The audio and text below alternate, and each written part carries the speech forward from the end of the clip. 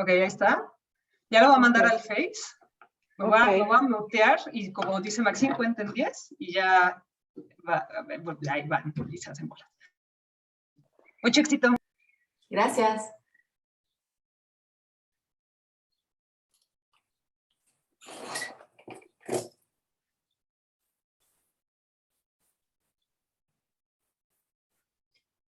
Bueno, pues buen día. Vamos a empezar este conversatorio. Mi nombre es Erika Tagle. A nombre de la Asociación Mexicana de Psicoterapia Analítica de Grupo, les damos la bienvenida.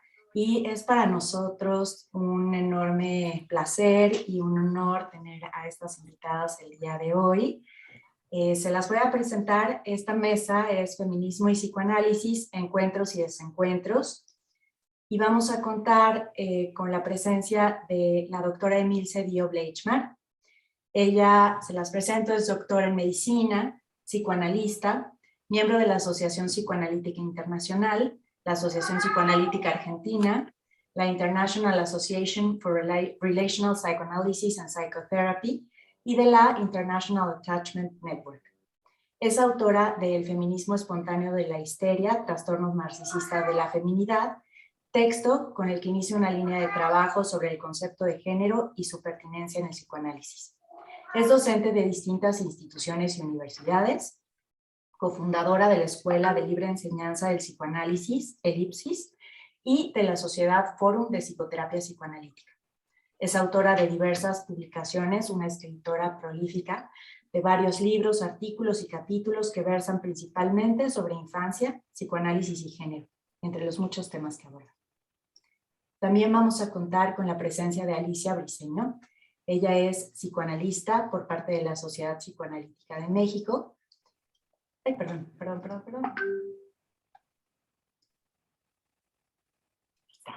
Donde es miembro titular con función didáctica y docente en el Instituto de Formación. Es también miembro adherente de la Asociación Psicoanalítica de Buenos Aires, Argentina, y es psicoanalista de niños y adolescentes por parte de la Asociación Psicoanalítica Internacional. Tiene un doctorado en investigación en psicoanálisis con el tema la mitificación de la envidia del pene y un postdoctorado en estudios de género por parte de la UCES, Buenos Aires, Argentina. Es autora de diversos artículos publicados en libros, revistas y congresos nacionales e internacionales. Sus principales temas de trabajo, mitos y estudios de género. Actualmente es una de las editoras de la revista... Dios mío, ¿qué pasó aquí?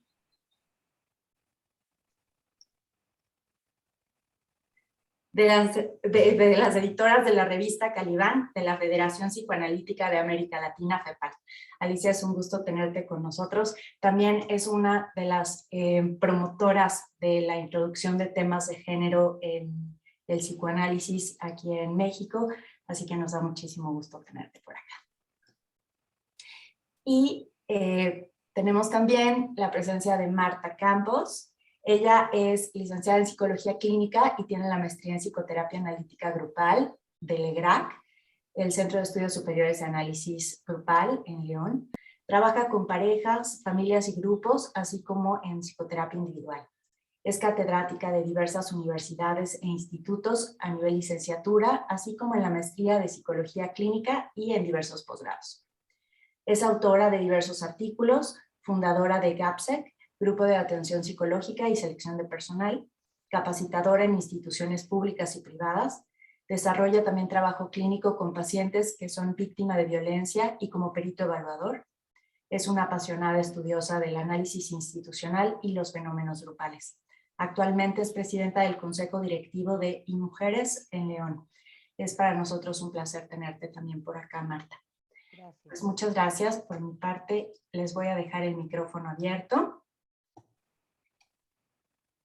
Y nos encantaría empezar contigo, Emilce.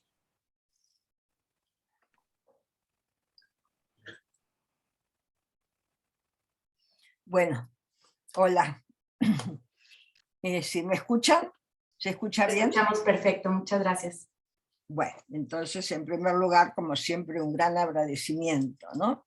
Por estar aquí compartiendo con gente que me invita desde México y que efectivamente, bueno, tengo cierto conocimiento de la mayoría, y de las que no tengo, las conoceré hoy con muchísimo placer. Bueno, entonces, voy a comenzar con algo que me acordé al hilo de que en el Congreso Psicoanalítico de Berlín del 2007, que tuvo lugar un panel en el que participaron Jean Laplanche como psicoanalista y Judith Butler, es decir, como feminista importante, ¿no? Fue un encuentro memorable por una representante del constructivismo radical que define el género como la construcción social de la diferencia sexual, lo que equivale a decir, obviamente, que la diferencia no es diferencia sino desigualdad, ¿no? Eso quedó bien claro desde el comienzo en ese congreso, que los psicoanalistas escucharon y que fueron incorporando como posibilidad de considerar esta problemática. Pero el tema del género, y que obviamente se desarrolló tanto, sigue siendo un dilema, ¿no? En el sentido de qué regula qué. ¿El género regula la mente y la sexualidad? ¿O son aspectos más afectivos y emocionales los que regulan? Y este tema sigue siendo el dilema, ¿no? El género es social y el sexo es biológico. Y es cierto que lo sociocultural, no hay ninguna duda la importancia que tiene, pero quien asigna el género y a una criatura no es la cultura en general, sino que es la microcultura de mamá y papá, o de la infancia. Por lo tanto, todo este aspecto de cuán social es el género sigue siendo un dilema, ¿no? En este marco hoy quiero referirme a las niñas y los niños y a las jóvenes, enfatizando el género y el cambio social. Las dos cosas, ¿no? Cuando en la actualidad con cualquier criatura esperamos que las mujeres tengan carreras y que los hombres participen en el cuidado de los hijos desde bien temprano, no estamos solo hablando de cambios en las normas de género, sino también de un cambio del deseo y de la capacidad de llevarlo a la práctica de muchos hombres y mujeres. Esto significa que el género, como distinción simbólica y categórica, y el género como una experiencia concreta, son dos aspectos diferentes a tenerlos en cuenta.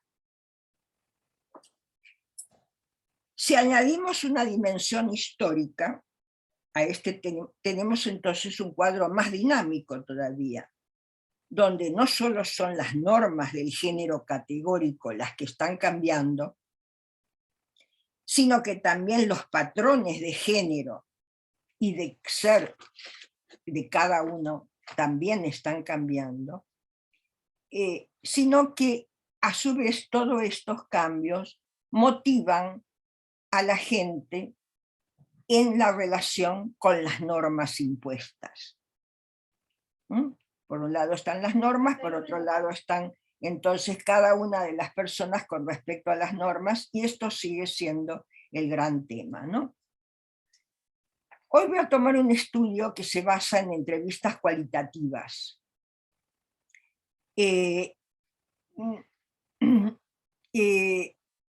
entre el cambio en la relación madre-hija, centrado especialmente en este punto, ¿no? Hay todo un tema histórico, por supuesto, a principios del siglo pasado, las hijas aparentemente lo que admiraban era a las madres en su capacidad de trabajar y de ser tan estrictas, y se quejaban de esto, ¿no? Luego, a partir ya de los años medios del siglo pasado, empieza a haber relaciones muy conflictivas entre madres e hijas, porque las hijas, efectivamente las mujeres, empiezan a tener otro tipo de modelo que no sea el modelo doméstico, por lo tanto empieza a haber muchos problemas con las madres. Y en la generación de mujeres más jóvenes, las que podríamos incluirlos ya en este momento, en general las relaciones con las madres trabajadoras es una buena relación.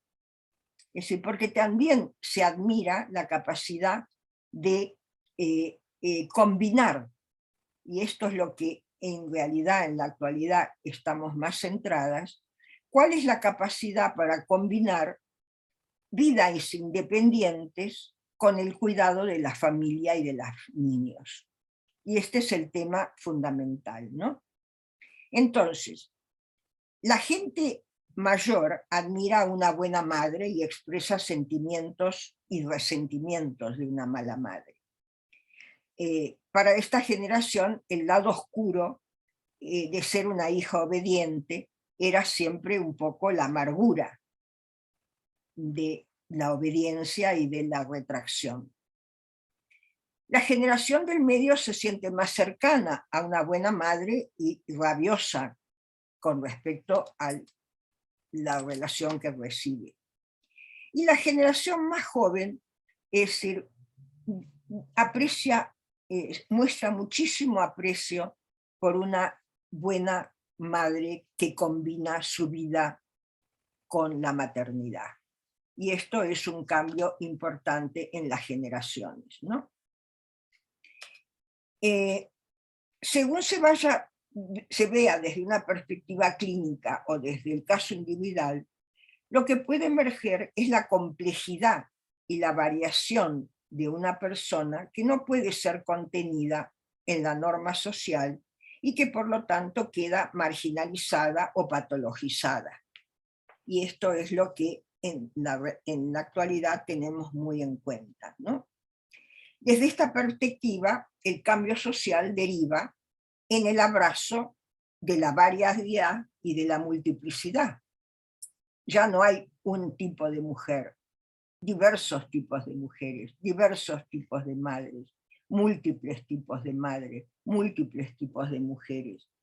Y tanto la feminidad y la masculinidad a nivel simbólico está hoy centrado en un principio de variación y de multiplicidad, lo cual es un avance muy importante en todo sentido desde el punto de vista tanto individual como social, ¿no?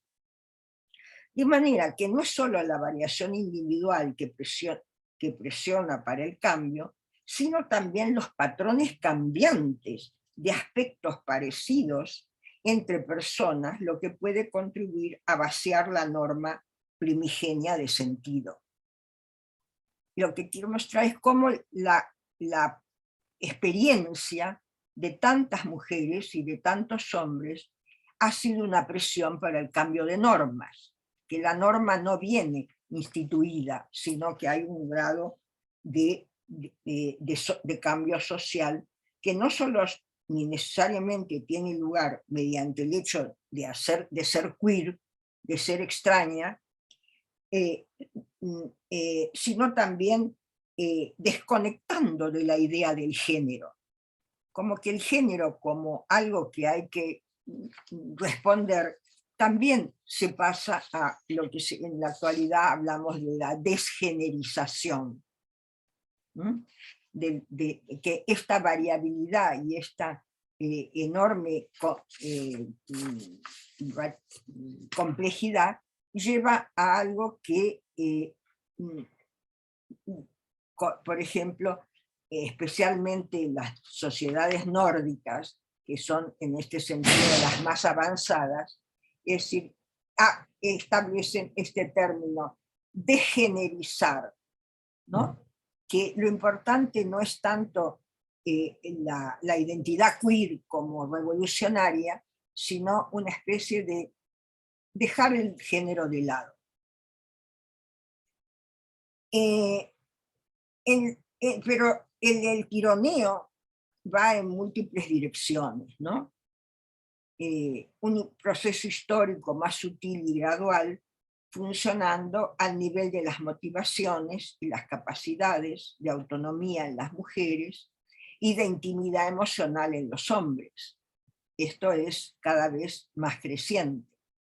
También ha dado lugar a una cierta predisposición psicológica para unos desarrollos políticos de este tipo.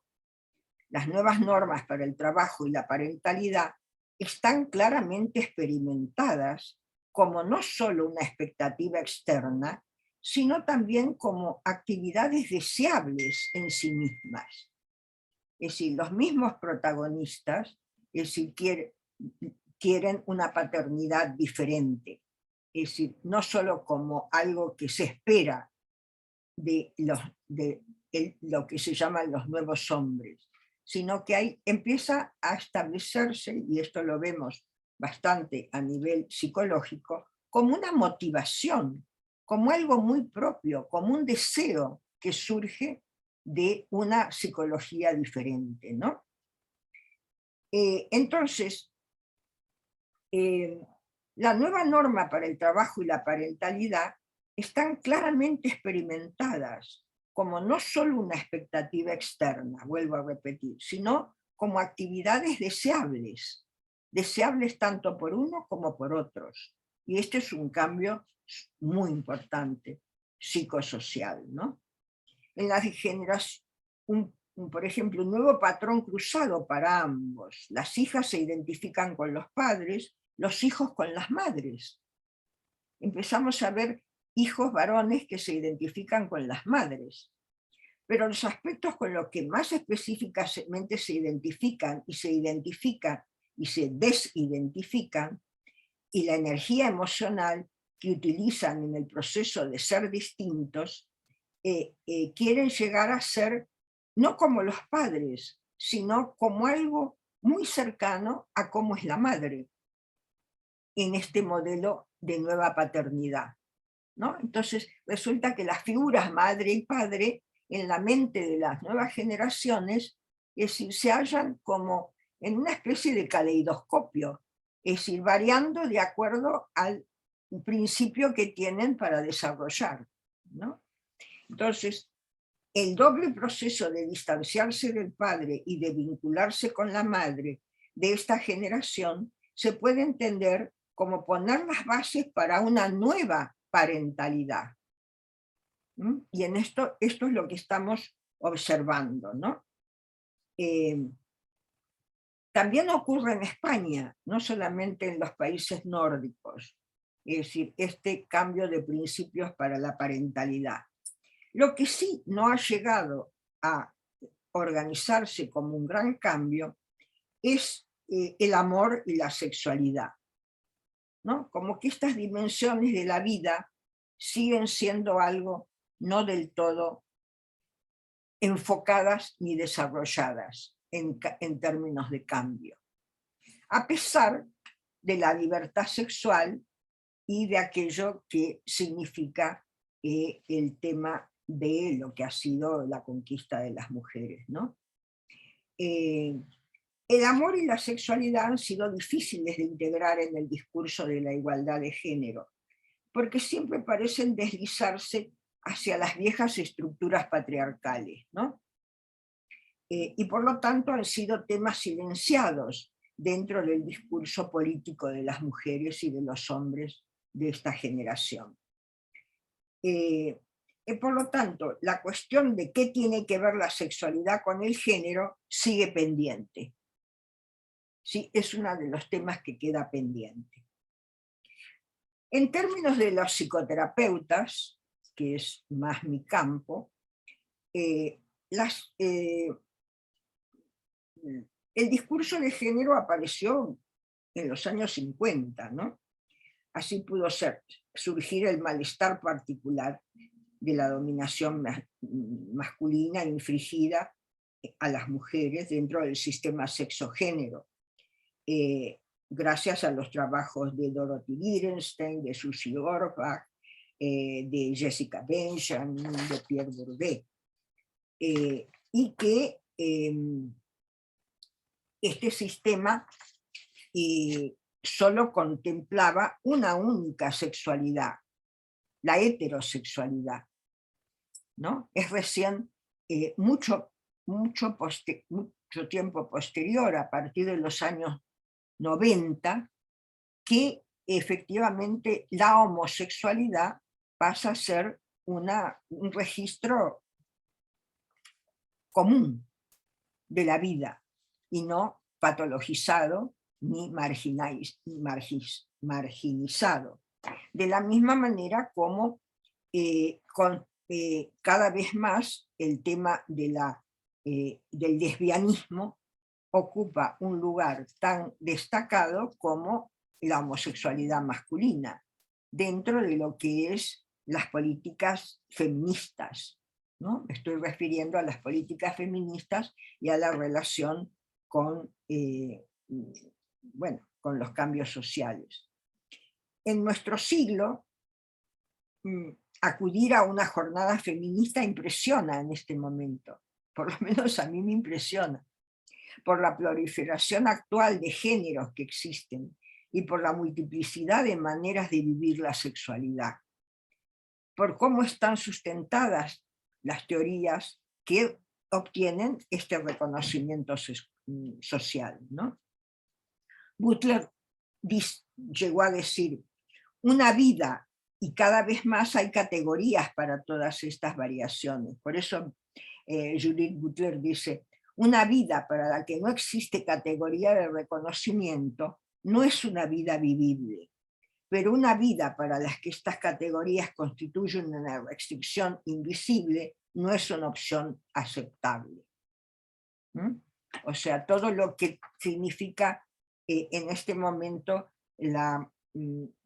efectivamente que aquello que es que quede de lado, invisibilizado, justamente es lo que todas las orientaciones feministas tratan de hacer visible, ¿no?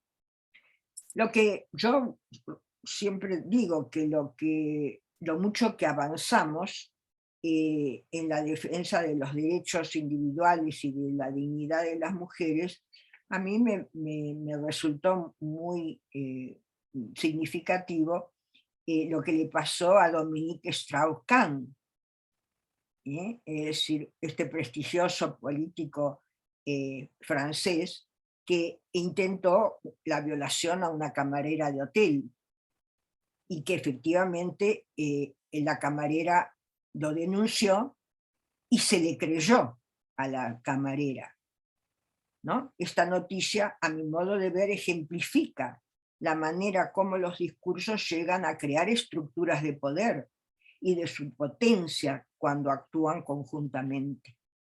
Y entonces todo el movimiento Me Too y todo el movimiento de denuncia de los abusos sexuales ha permitido que entonces esta camarera haya podido denunciar y efectivamente que se le crea, ¿no? Bueno, entonces que quisiera terminar diciendo que el discurso psicoanalítico está vinculado hacia un acompañamiento afectivo y creativo de las nuevas formas que toma el ejercicio de la libertad sexual, ¿no? Y de la construcción de diversos y múltiples formas e identidades contemporáneas. En este sentido, hay un artículo en el Psychoanalytic Dialogues donde muestra el tratamiento y las vicisitudes a las que se tuvo que someter una terapeuta que fue efectivamente un poco como puesta en duda en su trabajo con un paciente. Y que por lo tanto también llega hasta, perdón, que tengo el teléfono prendido. Nuestra tarea como analistas entonces ha sido muy importante a lo largo del camino de estas transformaciones, porque creo que hemos ayudado y seguimos ayudando a que, bueno, las personas puedan identificarse con miradas distintas, sin sentirse por eso como degenerizadas o criticadas en su asunción, y que puedan reconocerse en la diversidad y en la multiplicidad. Bueno, muchas gracias. Muchísimas gracias a ti, Emilce. Creo que empiezas a poner como este tema tan importante del cambio social y cómo estos cambios necesitan integrarse al discurso y a la práctica analítica, cuando de pronto también pues cuestionan el mainstream de la teoría, ¿no? Y creo que es bien importante esta apertura, que el psicoanálisis no se quede fuera, ¿no?, de la discusión, que no se quede atrás en estos cambios, porque si no dejamos de estar en la posibilidad de este acompañamiento afectivo, como tú bien lo nombras. Muchas gracias.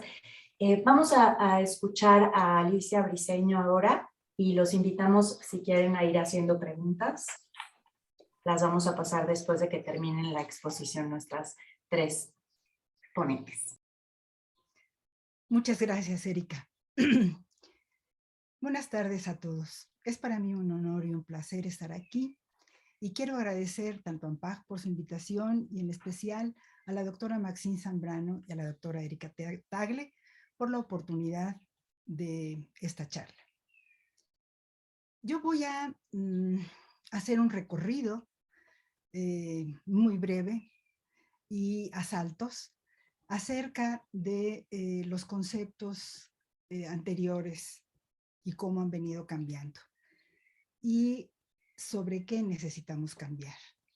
Es esperanzador lo que nos trae hoy la doctora Emilce Dio, porque realmente creo que es lo que, aun cuando haya preguntas que todavía quedan en el tintero, es muy importante saber que puede ya comenzar, que ya ha habido estos cambios, por ejemplo, que nos señala sobre estos cambios de las paternidades, son realmente importantes. Hablar de las teorías de lo femenino desde Freud no es siempre sencillo, sobre todo para aquellas que somos psicoanalistas y tenemos varios años, un largo trecho, pensando y trabajando con las teorías tanto del feminismo como de los estudios de género. Decía entonces que si bien no es sencillo, a lo largo de la historia del psicoanálisis podemos encontrar a grandes pensadoras que nos han brindado la posibilidad de reescribir los conceptos de lo femenino desde otros lugares. Ya desde Karen Horney, que disiente de las teorías originalmente propuestas. Freud, en sus investigaciones acerca del carácter del desarrollo femenino, llegó a ciertas conclusiones. Que en las niñas pequeñas el desarrollo temprano del instinto toma el mismo camino que el de los niños, tanto en lo que se refiere a las zonas erógenas como en la primera elección del objeto amoroso. Y que las grandes diferencias que existen entre los sexos se debe a que no concuerdan con sus bases anatómicas similares. Esto es, que hay una deficiencia, una inadecuación que las niñas resienten al no estar equipadas con las mismas características anatómicas que el varón y que por tanto el carecer de este elemento, que es el pene, las hace sentir envidiosas.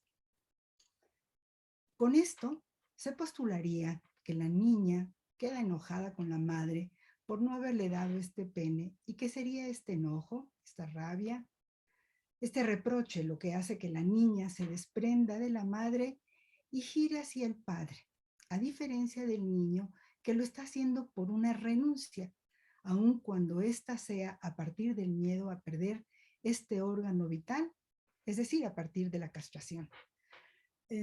Esto genera además una situación muy complicada para la mujer, porque desde esta propuesta de Freud la mujer debería de no envidiar o de renunciar al deseo de tener esta capacidad fálica, incluso de superar impulsos de una tendencia masculina. Freud establece que la manera de resolver sus impulsos fálicos sería a través de tener un hijo y que éste sea un hijo varón. Este es un punto muy delicado, porque estaría diciendo que el principio de las reacciones en la mujer a la vida estarían basadas en un resentimiento permanente, que el movimiento de la mujer hacia no solo los objetos, sino a toda su vida, estarían basados en la envidia del pene. Yo lo cito porque en la actualidad, en los institutos de psicoanálisis en todo el mundo, se sigue enseñando esta forma.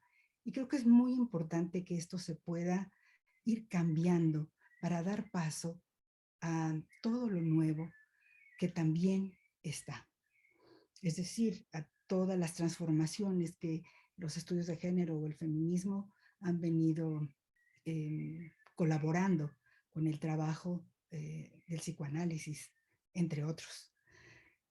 Otro punto muy importante es la expresión que Freud tuvo acerca de la mujer como un continente oscuro, o la expresión de ¿qué quiere una mujer?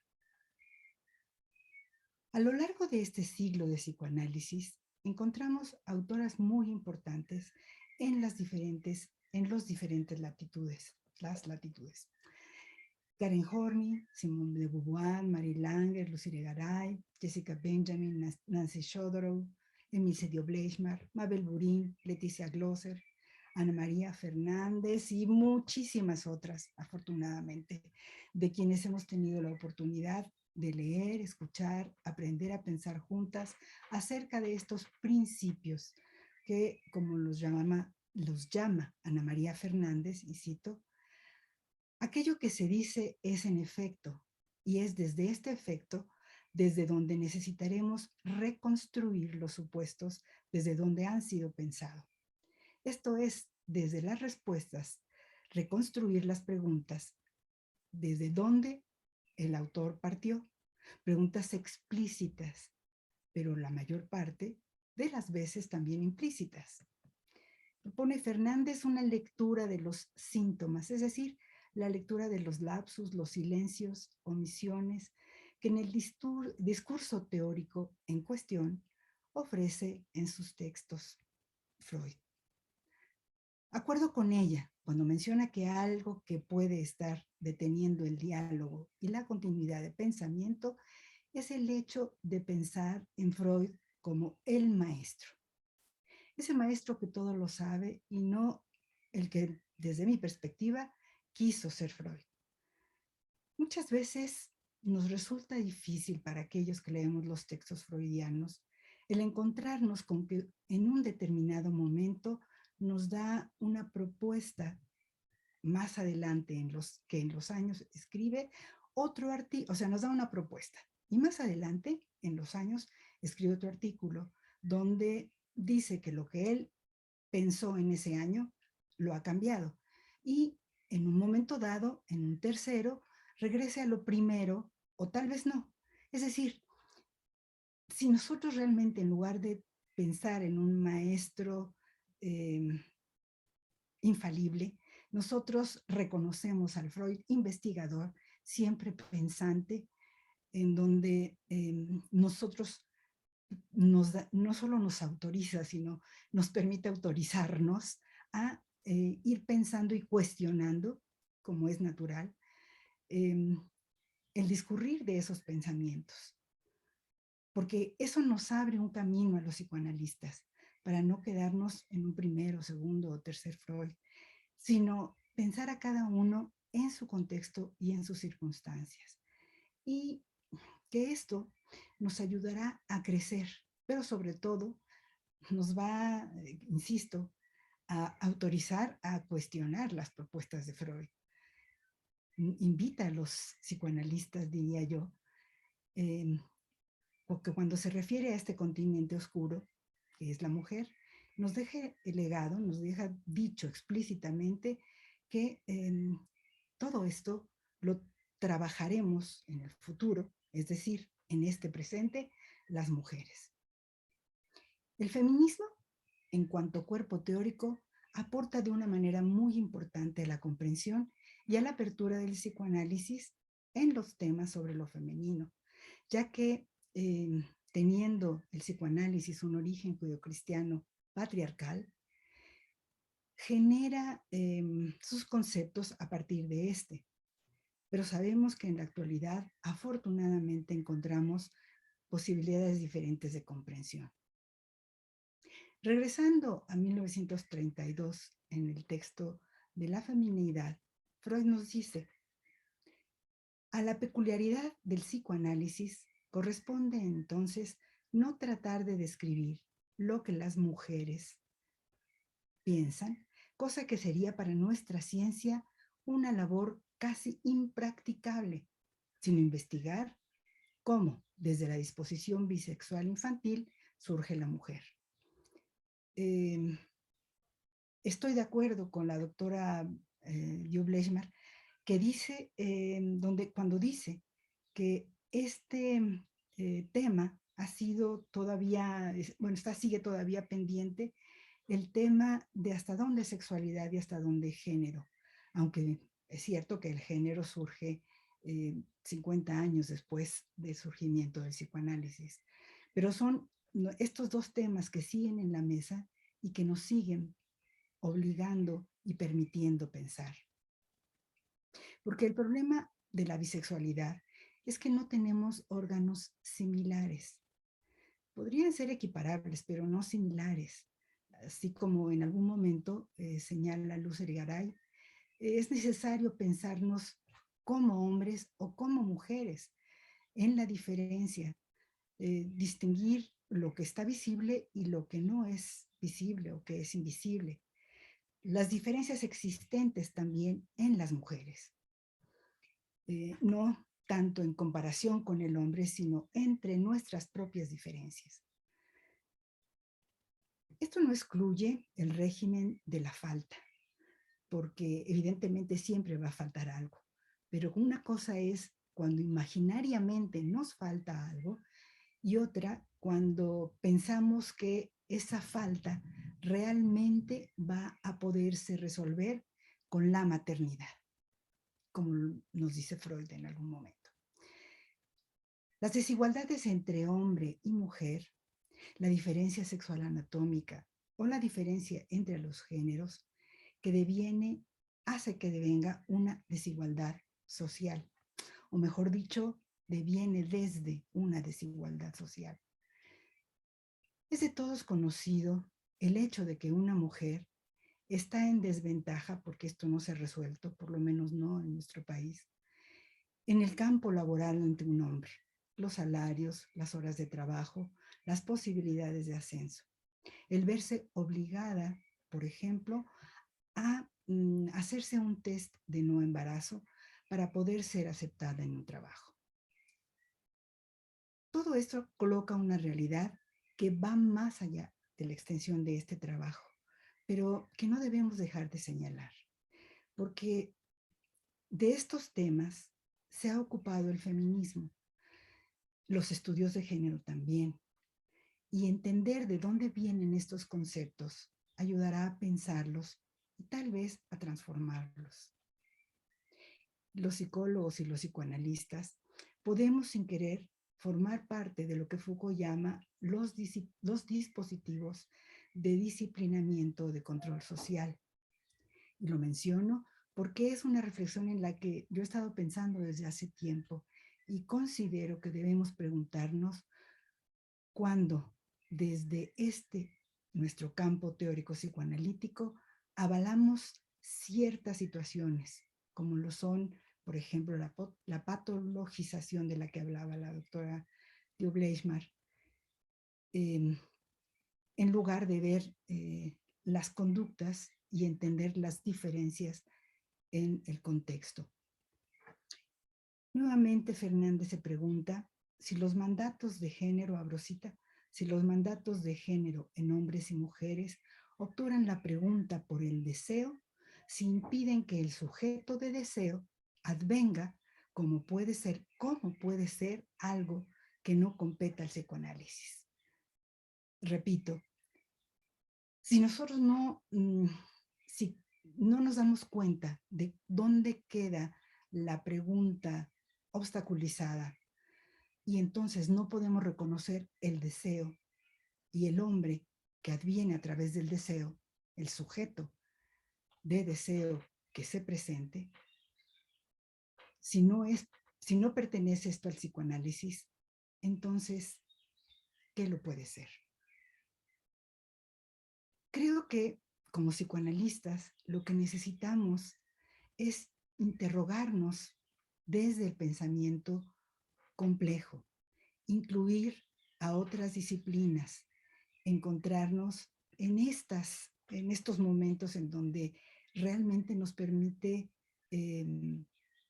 entender, compartir y alcanzar conclusiones distintas que ayuden a todos como personas y como sujetos. Muchas gracias. Muchísimas gracias a ti, Alicia. Me parece muy, muy importante esto que comentas. Creo que es importante reconocer nuestras deudas, ¿no? Con las mujeres y con la comunidad LGBT+. Creo que el feminismo ha volteado a ver al psicoanálisis en muchas ocasiones como un discurso emancipador que es, ¿no? Y en eso creo que hay un enorme punto de encuentro entre ambas narrativas, ¿no?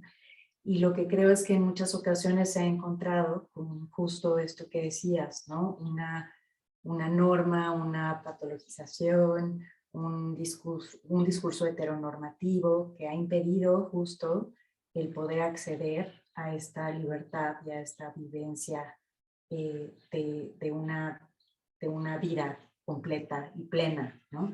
Y creo que es bien importante reconocer pues esas deudas históricas que tenemos y también procurar estas transformaciones necesarias, ¿no? para nuestro trabajo. Te agradezco mucho.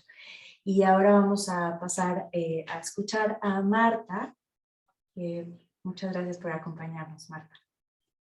Muchísimas gracias, Erika. Quiero agradecer a AMPAG la invitación a este conversatorio y compartir con extraordinarias mujeres que dan ejemplo de feminismo. Cuando recibí la invitación me pregunté de qué voy a hablar. De mi experiencia clínica atendiendo a mujeres violentadas, de mi vivencia como mujer nacida en los años 50, de los derechos humanos, de las leyes escritas o de los mandatos patriarcales. Que sea el mes de mayo también me hizo preguntarme a propósito del Día de la Madre, ¿qué significa para las mujeres y cómo se vive la maternidad? Me gustó mucho lo que publicaste, Erika Tagle, que posteaste en tu Face, pusiste. Hoy es un día para recordar que no todas las maternidades son libres ni elegidas, que la responsabilidad de los cuidados no es equitativamente compartida, que la crianza para muchas mujeres implica sacrificar sus propias metas, deseos y expectativas, y eso es lo que se espera. Esto que me hizo recordar a la cantidad de mujeres que he escuchado decir, mi esposo jamás me preguntó si quería. Tuve 14, 18 y hasta 25 hijos y los tuve que sacar adelante sola. Tantas historias sobre esa forma de ser madres. Todo esto me llevó a recordar a Federico Engels y su libro El origen de la familia, la propiedad privada y el Estado. Cada vez que lo leo digo, tenemos que seguir trabajando para no ser eso. Esa esclavitud. Para quienes hemos podido compartir la crianza de los hijos procreados, tampoco ha sido fácil. Se requiere de una red de apoyo para lograrlo. Las y los abuelos, las y los hermanos. Quizá, si se tiene la solvencia económica, contratar a una guardería o persona que esté con nuestra supervisión en ese cuidado. O si se tiene la prestación en el caso de trabajar para una institución que tiene guardería. Y sin embargo, ¿cómo se les cuestiona a las mujeres o cómo se nos cuestiona a las mujeres el dejar a los hijos? Pero no se cuestiona al varón que deja a los hijos. Si ambos trabajamos por las causas que quieran, desarrollo profesional, ejercicio de nuestro derecho al tener un trabajo, para nuestra independencia económica, por las razones que quieran, no es simple llegar a ese acuerdo. Y yo normalmente cuando lo hablamos tanto en la familia como con las amistades les digo, perdonen, déjenme decirles que a los hijos no los hice yo sola. Se necesitó un espermatozoide para poder procrear. Y somos dos. Entonces ambos tendríamos que participar. ¿Cómo se logra la crianza sin todos esos juicios familiares, sociales, de ser una buena madre, como ya lo mencionó Emilce y Alicia, ¿no? ¿Qué significa ser una buena madre? ¿Cómo se logra ser buenos padres? Actualmente ya se tiene mucho trabajo en términos de la crianza positiva, ¿no? Y cómo esta crianza positiva rompe muchos esquemas.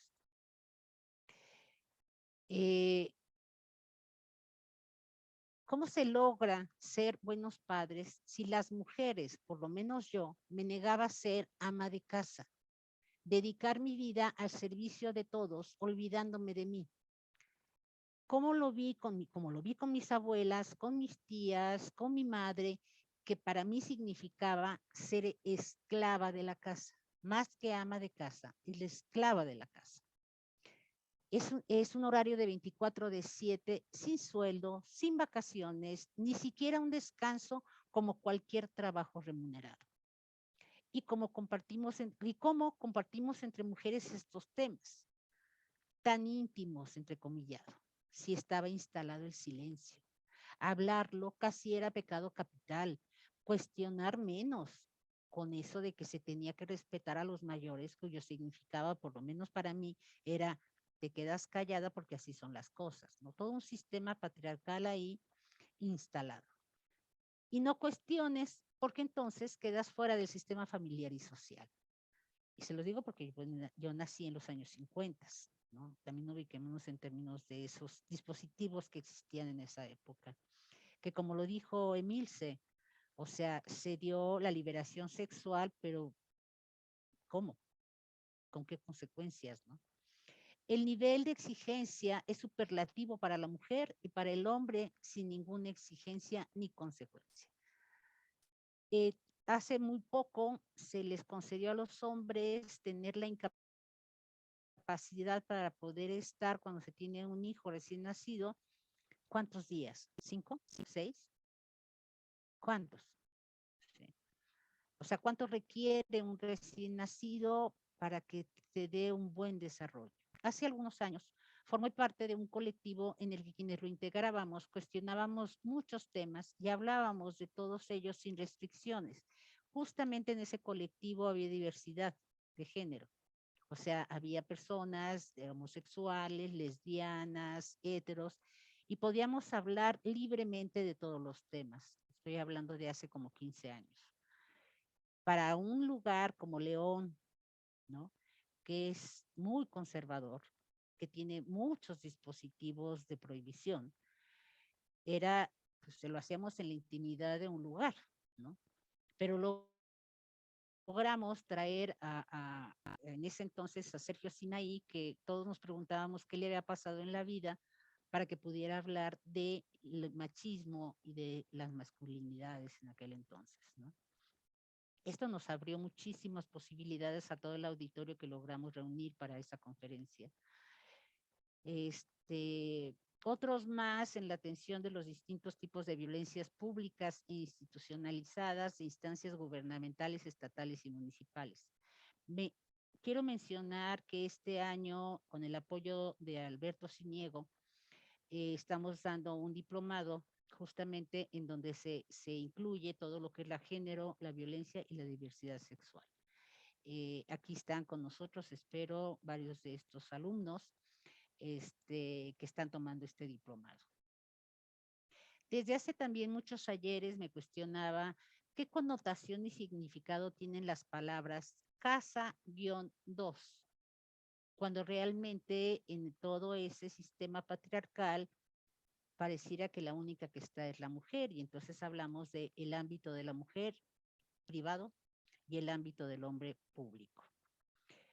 la otra palabra jefe de familia, la otra abnegación, la otra pareja.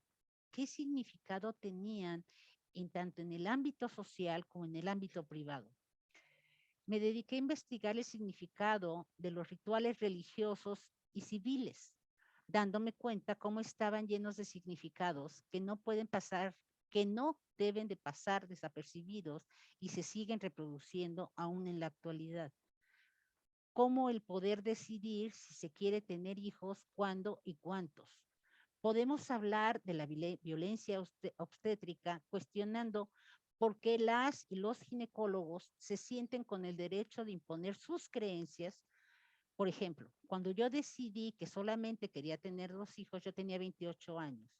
Los médicos me decían cada cosa que yo no daba crédito de si tenían conciencia de lo que me decían. Y si se divorcia y su siguiente pareja quiere hijos, yo les contestaba, pues que busque con quién, porque conmigo no, yo nada más quiero 2 hijos. Y si estos que tiene se le mueren, ¿qué va a hacer? ¿Cómo? ¿Los hijos llegan y cubren al fallecido? ¿Sí, de veras están entendiendo qué me están diciendo? Imagino que no, ¿no? Porque tampoco entraba en discusiones con ellos. El caso es que no me quisieron hacer la sapingoclasia porque yo era muy joven, ¿sí? O sea, yo ya había determinado qué, cuándo y cuántos, pero ellos no lo permitían, ¿no? Entonces, bueno, estas cosas que tienen que ver con lo que como mujeres vivimos y la experiencia en carne propia, que dices, ¿por qué estás determinando tú? Si la que lo tiene que determinar yo, porque es mi cuerpo y es mi vida, ¿no? Imagínense hace 35 años de esto. ¿Sí? Los cambios, desde mi punto de vista, han sido lentos, aunque ahorita que escuchaba el Milce, sí se han dado cambios, ¿no? La cosa es que a lo mejor no se han dado a la velocidad que yo quiero. Desgraciadamente, los comportamientos se siguen replicando en una impresionante compulsión a la repetición. ¿Cómo ser feminista y no buscar tener los mismos derechos como seres humanos, independientemente de si tenemos pene o tenemos vagina, o somos lesbianas o somos homosexuales, independientemente de esas diferencias? Somos seres humanos, ¿sí? Hablar de feminismo y psicoanálisis es hablar de nuestra propia formación, de nuestras vivencias, de nuestras inconformidades, de todas esas cosas por las que nos consideramos feministas. Lo hablo en plural porque solamente en grupo lo podemos hacer, aunque muchos años atrás otras lo hicieron desde sus propias reflexiones y acciones. Nuestras antecesoras fueron marcando caminos de análisis, reflexión y acciones, y quizá muchísimas con consecuencias que les costó la vida. El feminismo ha ido logrando derechos, aunque todavía nos falta mucho. Los feminismos, como ahora se plantea, también han generado malestares, inclusive discriminaciones y distintas violencias en algunos grupos que si no se piensa y actúa como lo tienen entendido, entonces no entra nadie. Y cómo ese sistema establecido se sigue reproduciendo en distintos espacios públicos y privados, instancias gubernamentales y empresas privadas. ¿De qué manera se puede visibilizar la violencia en los centros de trabajo de instituciones privadas y públicas? ¿Cómo se tendrían que hacer protocolos de conducta que garanticen los derechos de las trabajadoras? Si de entrada no se tienen guarderías para las que tienen hijas e hijos, pero sí les piden que cumplan con horarios que no se apegan a la Ley Federal del Trabajo. He sido testigo de cómo se les exige a muchas trabajadoras, mujeres, a trabajar 24/7, y cuando lo veo digo, se vuelve a reproducir esa exigencia patriarcal, 24/7, como las madres, nuestras abuelas, nuestras bisabuelas, 24/7, por salarios bajos y sin pago de horas extras, justificando esas acciones con dichos como: no tiene puesta la camiseta, no está comprometida con el tema, son flojas y no quieren trabajar, sin apegarse a la Ley Federal del Trabajo y justificando que así es en esos trabajos. las mujeres que por distintos factores requieren de ese trabajo y se sostienen por la necesidad económica. Quienes están en la defensa, quienes estamos en la defensa de los derechos de las mujeres, niñas, niños y adolescentes, tercera edad y de todas esas minorías, que si las sumamos son mayorías. Si consideramos que somos mayoría y dejamos de considerarnos como hasta el momento se nos ha considerado el sexo débil. Yo digo, ¿de dónde tenemos el sexo débil? O sea, con toda la fortaleza de sostener a las familias, a la economía, o sea, ¿cuál sexo débil? ¿De dónde se pone ese mote? Y reconociendo nuestra fuerza para que todos le exijamos al Estado lo que se le tiene que exigir. No se trata de que no responda un Estado si además consideramos que han firmado tratados internacionales, pero solo lo han hecho para la foto y no lo llevan a la práctica, como tendríamos. Entonces, ¿cómo lo tenemos que plantear? ¿Cómo iremos logrando que todas esas conductas se modifiquen? ¿En qué lugares y cómo influir para que se tenga más conciencia de que la violencia patriarcal destruye vidas? Desde la consulta clínica con cada consultante dentro del marco psicoterapéutico se puede incluir en las intervenciones las preguntas claves para que el impacto del tipo de crianza y sus consecuencias puedan fortalecer la capacidad de saber pensar, como decía José Blecher en su libro Entrevista de Grupos. ¿Cómo se fue desarrollando el poder? ¿Cómo se fueron asignando roles y funciones? ¿Cómo se puso a la mujer en un lugar de esclavitud al servicio de la producción? Y el amor romántico, ¿cómo fue determinando comportamientos en hombres y mujeres? La violencia que actualmente vivimos las mujeres parece que va en aumento. Sin embargo, cuando escuchamos sus historias nos damos cuenta que ahora se visibiliza más. Cómo todos esos mandatos se transmiten desde hace muchísimas generaciones. El comportamiento masculino, al ser castrado y entrecomillado, lo pongo, de expresar sus emociones, y las mujeres con comportamientos al servicio de todos los otros y no considerar sus necesidades y sobre todo su dignidad. Son el ejemplo claro del daño que causa la violencia patriarcal, desde mi punto de vista. ¿Desde hace cuántos años las diferencias biológicas estructuraron para unos hombres una superioridad, como lo mencionaron Alicia, sobre todo cuando menciona esta parte que tiene que ver con el pene, una superioridad, y para las mujeres desventajas, viéndonos como opuestos, complementos, con roles que se siguen transmitiendo a través del núcleo familiar? Por lo menos yo lo veo acá en León cuando trabajamos con las familias, ¿no? O como inclusive las familias, cuando está la persona en consulta, en tratamiento, dice, deja de ir con esa psicóloga. O sea, está sacándote de todo lo que el mandato familiar está instalando, ¿no? Las leyes no escritas han designado a la mujer para actividades como el hogar, la crianza, el cuidado de todos menos de ella, la salud de la familia, el cuidado de los ancianos, de convertirse en el sostén de la familia, inclusive de la extendida. Además, los soportes casi siempre son de mujeres con mujeres. Por otro lado, se le culpa, y entre comillados se le culpa, de todo. En las relaciones de pareja lo podemos observar cuando llegan a la consulta y en el inicio todo parece muy bien, pero conforme avanzan en la convivencia y se tienen hijos, desaparece el diálogo, si es que algún diálogo hubo, o los supuestos acuerdos no se cumplen. Las leyes escritas no modifican los comportamientos. Tenemos muchos eventos. Desapariciones de mujeres, asesinatos de periodistas, violencia y la represión de las manifestaciones, que acaba de ser hace 2 semanas en Irapuato, represión por mujeres a las mujeres manifestantes, que han sucedido en el último mes. Y nos dan muestra de grupos fóbicos, que en sus acciones se disocia el discurso del actual. Una cosa fue lo que dijo la presidenta municipal y otra cosa fue lo que vimos en los videos. Como lo dice Rita Segato, las mujeres hemos descubierto que lo que nos une a todas las civilizaciones es sufrir la violencia patriarcal sobre nuestros cuerpos. Por otra parte, la canción, una canción que se dio en una manifestación, condensa de manera magistral un conjunto de ideas que están en el corazón de esa violencia y que han sido inmediatamente comprendidas por las mujeres que aunque no se llamen feministas, tienen una piel que siente el patriarcado. Como muchas psicoanalistas, antropólogas, sociólogas, historiadoras, investigadoras y miles más, desde el diario convivir, desde la academia, desde lo social, desde el consultorio, de la vida de cada una, continuamos cuestionando y reflexionando. Hay que modificar nuestro pensar y nuestro actuar, que se vuelva una reacción en cadena como la gota en un lago quieto o como sucede en las tormentas en un lago quieto.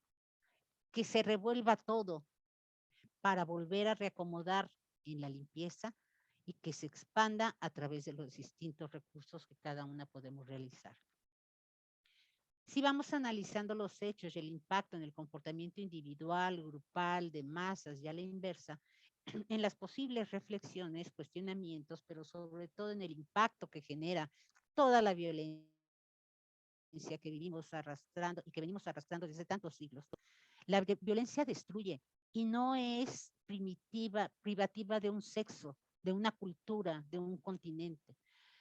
¿Cómo lo tendremos que replantear? ¿Qué más tendremos que volver a cuestionar? La deuda de cada gobierno en cualquier parte del mundo es muy grande.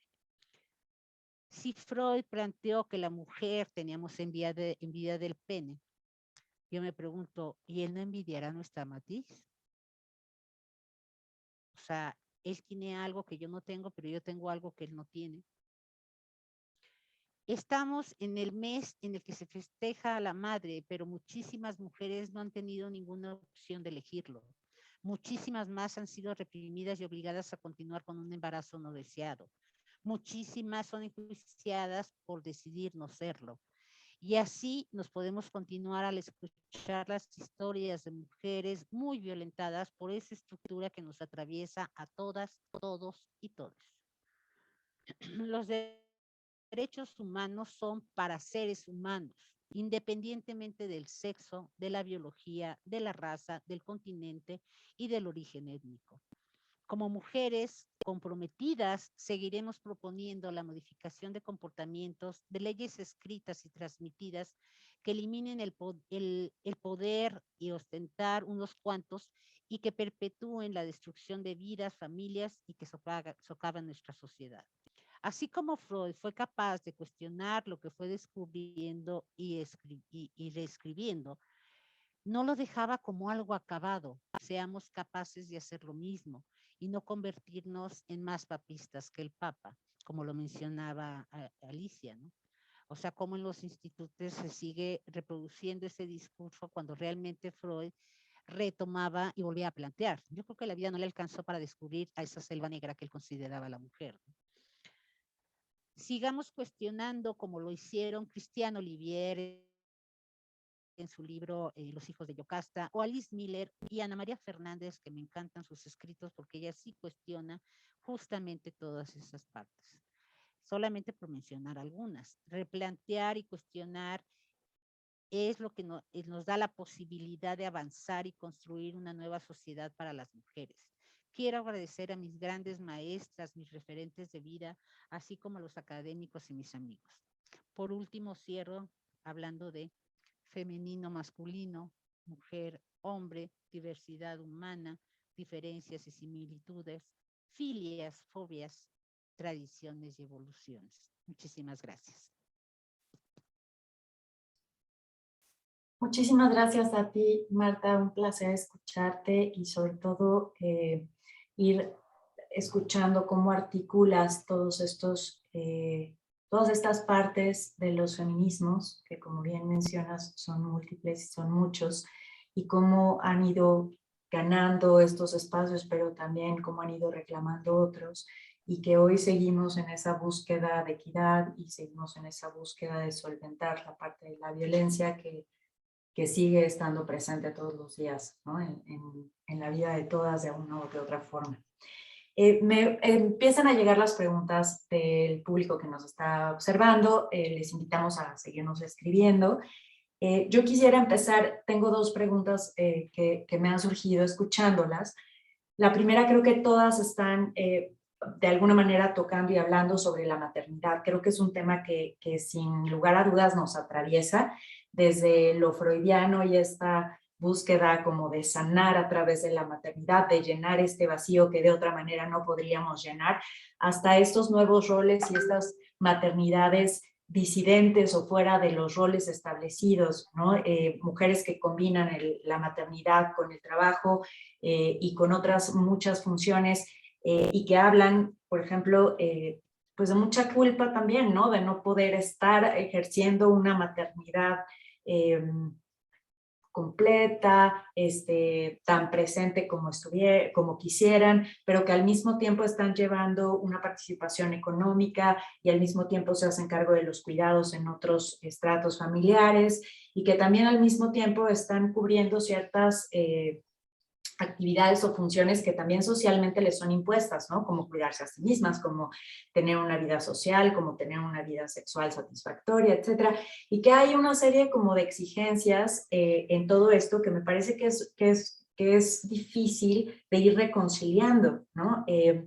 Me parece también por ahí que desde el psicoanálisis, por ahí también nos surge un tema, ¿no? Que es la psicopatología. Me parece que si buscamos como en la mayoría de los textos, pues todavía encontramos a la madre como la responsable de la psicopatología, básicamente, ¿no? El padre está presente, pues a lo mejor pues como alguien que acompaña y que de pronto no ejerce esta función de separación o que de pronto pues con cierta ausencia o con cierta violencia participa de la psicopatología de los hijos o de las hijas, pero en realidad sobre quien está puesto el foco es sobre las mujeres y su ejercicio maternal. ¿Qué piensan de esto?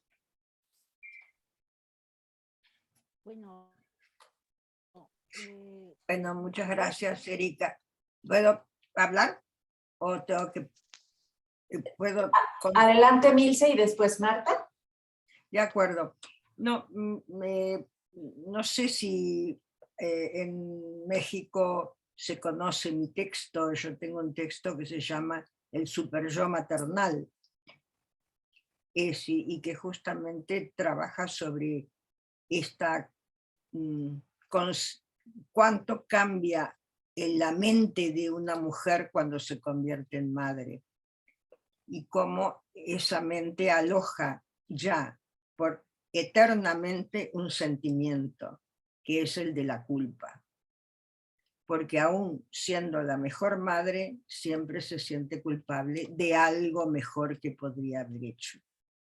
Es decir, efectivamente es gran parte de la psicopatología de las mujeres adultas con familia es este tema, el sentimiento de culpabilidad en relación a su propio ideal, porque a veces no se lo pide nadie, sino que es en relación a su propio ideal.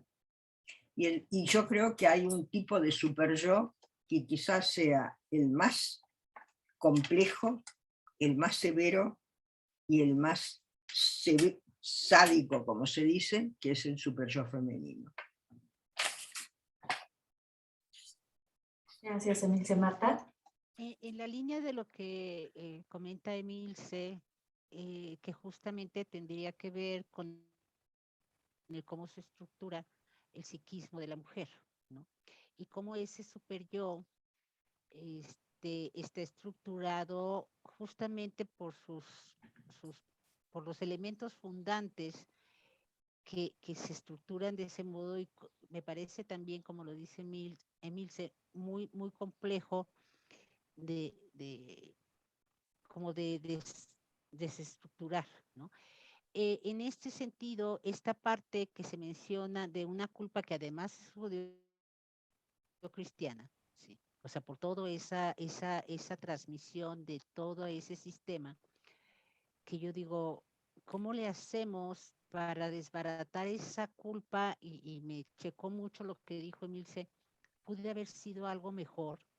Y yo a esta edad normalmente yo digo, pues yo hice lo que pude con lo que tenía. O sea, yo no podía ser más, ¿no? Obviamente esa parte que tiene que ver con el propio análisis de cada una de las que estamos acá, que somos psicoanalistas, pues también lo revisas en tu espacio terapéutico, ¿no? Y esa parte a mí me sirvió muchísimo, muchísimo, o sea, porque justamente fui diciendo, a ver, los hijos no los tuve nada más yo, también los contribuyó este hombre con el cual yo comparto la vida y también a él le toca estar, ¿sí? Nada de que yo soy la culpable de si se portan bien y si se portan mal, no, señor. O sea, usted también se queda con los hijos, ¿no? Porque también son suyos y no de esos tus hijos, no, no, no, no, no, perdóname, habla nuestros hijos, los procreamos los dos, no los hice yo sola, ¿sí? Y entonces yo no tengo por qué hacerme cargo yo sola, ¿sí? Vamos a compartir, ¿sí? Responsabilidades, ¿sí?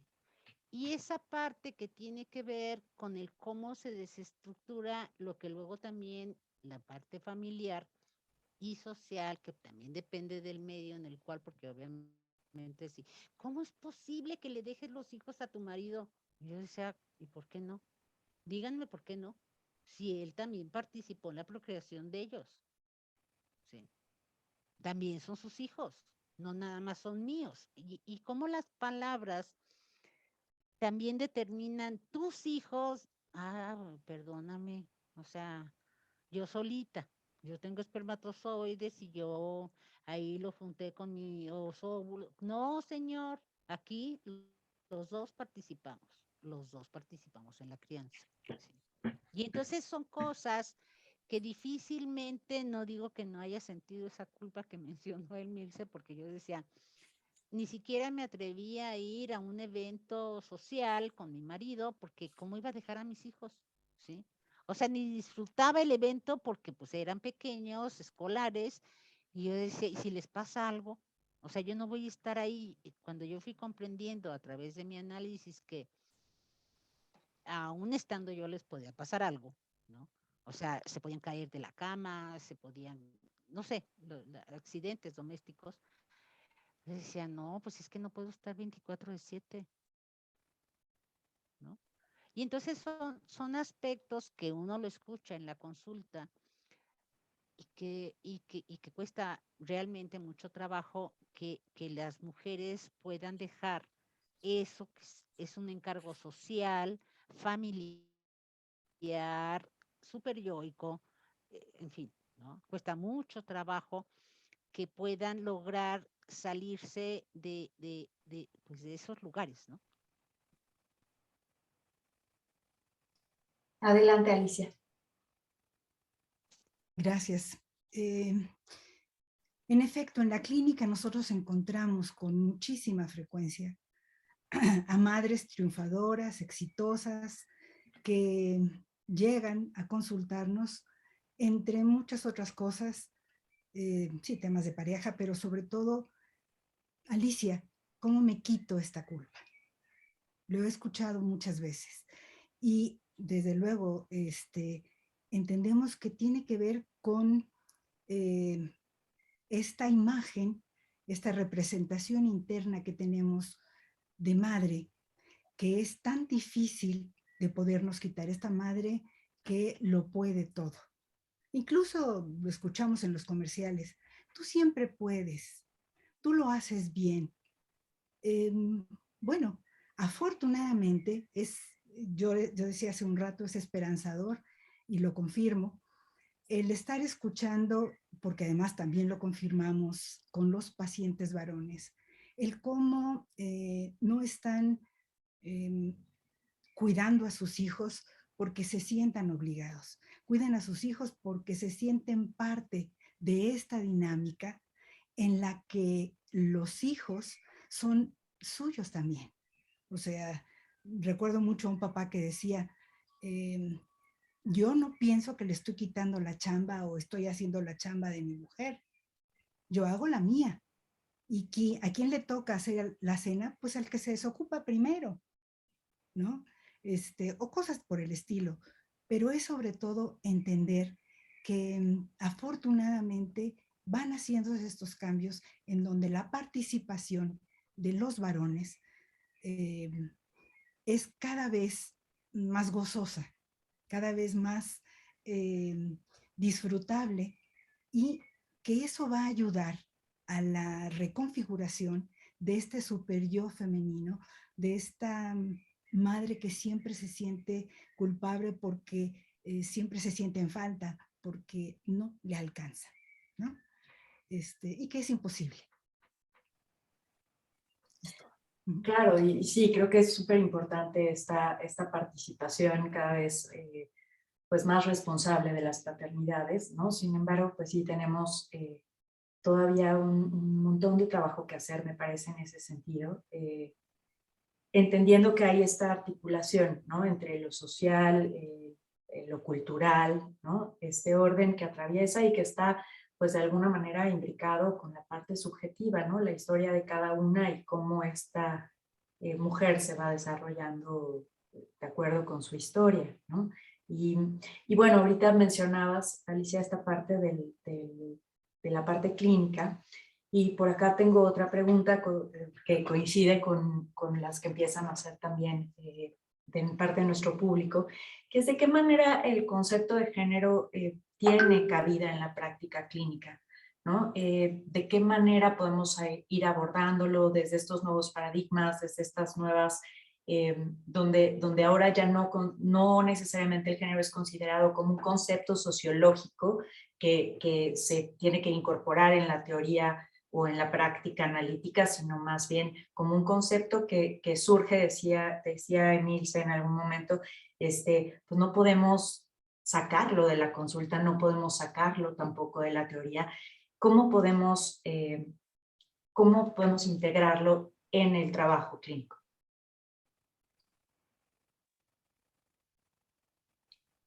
A ver, si quieres, Alicia, ya estás tú, échate, luego nos vamos con Marta. Muchas gracias. Sí, yo creo que cómo podemos trabajarlo a través de permearnos nosotros primero y entender realmente qué es el género y cómo se dan todas las bifurcaciones. Es la mirada de lo que ocurre en el consultorio la que nos da, la que podemos tener con lo que nos da el paciente. Por ejemplo, recuerdo una investigación en donde hicimos investigación con mujeres que habían recibido un crédito, etcétera. Ahí las pacientes lo que decían, no eran pacientes, las personas lo que decían era, una de ellas decía que ella había enseñado a sus hijos desde el principio a cocinar y a limpiar y a cuidar, porque en un momento dado podían salirse de casa y no sabían qué hacer. Y entonces en una discusión, de pronto surgieron estas dos visiones. Alguien con una categorización más conservadora decía, esta mujer fálica está castrando a sus hijos porque les está enseñando a lavar y a trabajar y a hacerse la comida. Y surgió quienes desde la perspectiva de género dijimos, al contrario, es una mujer que está tratando de integrar esta parte que le falta al otro. Entonces, para poder trabajar esta actitud de género, hay que tener la conciencia de lo que es el género y la diversidad. Gracias, Alicia. Marta. Estoy totalmente de acuerdo con Alicia, pero justamente... Marta, ¿te puedes acercar un poquito al micro? Desde vernos como seres humanos y qué implica lo femenino, qué implica lo masculino, ¿no? Yo lo pienso un poco por este trabajo que realizamos en el colectivo, de cómo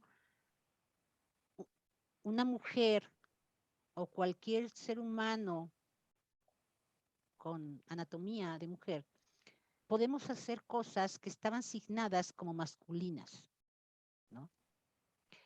Y cómo las emociones y los sentimientos también son porque somos humanos. O sea, ¿de qué manera se ha asignado femenino porque lloras? ¿No? O sea, también los hombres lloran, nada más que a ellos se les prohibía. No llores, eres hombre, ¿no? Cuando ellos también sienten dolor, ¿no? Inclusive de alegría se llora, ¿no? Y como el llanto, esa parte que tiene que ver con poder expresar la emoción, ¿no? Que no tiene género, porque la emoción no tiene género, ¿sí? Que tiene que ver con ese cuidado paterno, ¿no? Que también estaba como prohibido por el mismo sistema, ¿no? El hombre sale a trabajar, ¿no? También las mujeres salimos a trabajar, ¿no? Y también llegamos cansadas, ¿no? O sea, ¿de qué manera en el consultorio ver a un ser humano con lo que le está pasando como ser humano? ¿Qué es lo que le aqueja? ¿Sí? Porque yo que he tenido la posibilidad de atender a muchísimas personas de la diversidad, que también son atravesadas por esas estructuras violentas. ¿Sí? O sea, eso no es privativo de la heterosexualidad. ¿Sí? O sea, eso también ha sido atravesado para todos. ¿Sí? También de cómo esta parte que Gaudí en su libro de Cero Golpes pone, de qué manera un golpe a un niño, ¿qué le está diciendo? Que puede transgredir el cuerpo, transgreden el del niño, ¿qué se le va quedando grabado? ¿Sí? Y entonces, ¿cómo cuando son adultos, cómo se da ese comportamiento, ¿no? Y entonces yo sí considero que la consulta clínica, sea individual o grupal, todo eso aparece. Todo eso aparece. Por lo menos en mi experiencia clínica, todo eso aparece.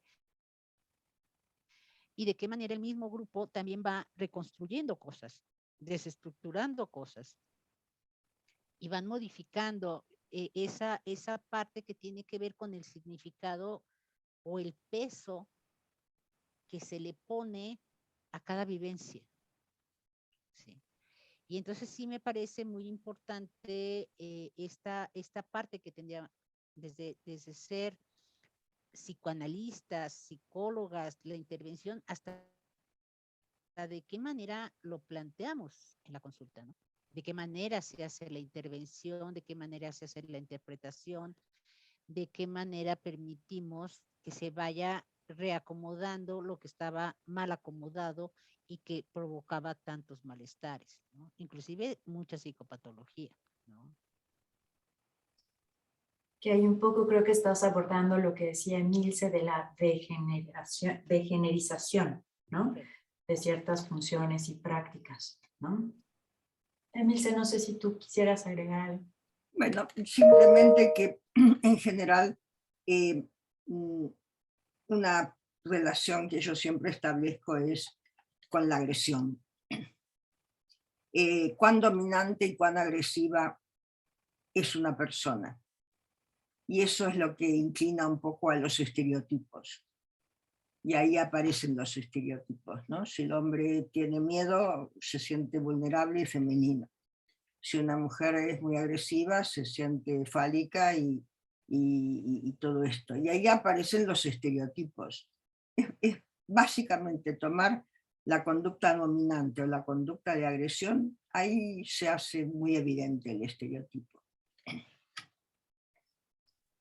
Cierto, y cómo están estas emociones también y prácticas puestas en función de los roles, ¿no? De género. Claro, claro, por supuesto, la violencia sexual, violencia doméstica, violencia de género, ahí que está claro, pero en términos más de, bueno, a veces no, un hombre consulta y consulta porque tiene ansiedad y es síntomas obsesivos, y no consulta por otra cosa, y traer el tema del género aparece en términos de cómo se funciona en términos de su propio síntoma, esas variables de dominación y agresividad, ¿no? Y eso es una ruta rápida. Y que también hay que considerar que el género no solo es, o el heteropatriarcado no solo oprime a las mujeres, ¿no? Sino que también hay una opresión hacia los varones en términos justo de su capacidad, sobre todo afectiva, de cuidado de la vivencia emocional, ¿no? Quisiera leerles algunos comentarios que nos están llegando. Hay muchísimas felicitaciones, muchísimos saludos particulares de sus alumnas para las tres. Les voy a leer algunos comentarios. Dice por acá...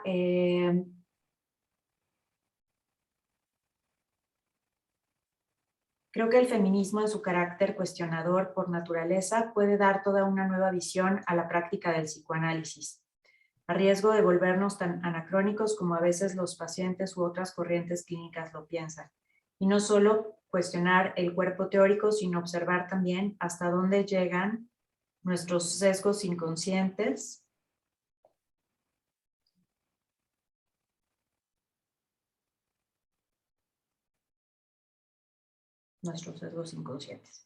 Creo que ahí termina. Luego viene por acá.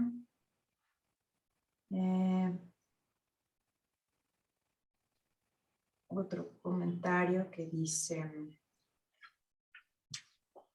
atrevernos a cuestionar la teoría clásica nos ha tocado también adelantar a la sociedad antes desde el feminismo, y también creo que nos toca actualizar al psicoanálisis como mujeres. Bueno, muchas felicitaciones. Maravilloso poner estos temas en la mesa y aplicarlos hacia la práctica clínica.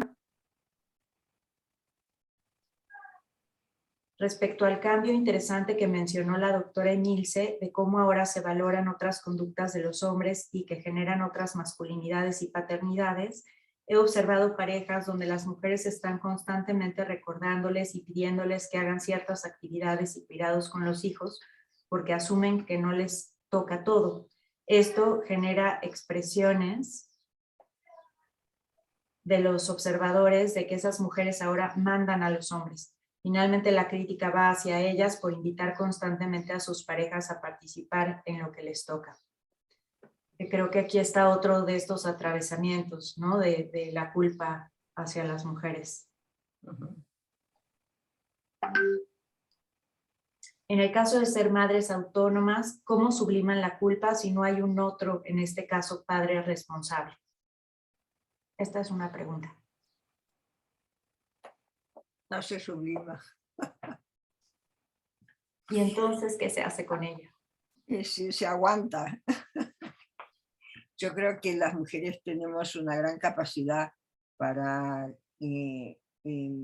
para tener conflictos, y que generalmente la tolerancia al conflicto es interesante constatar, ¿no?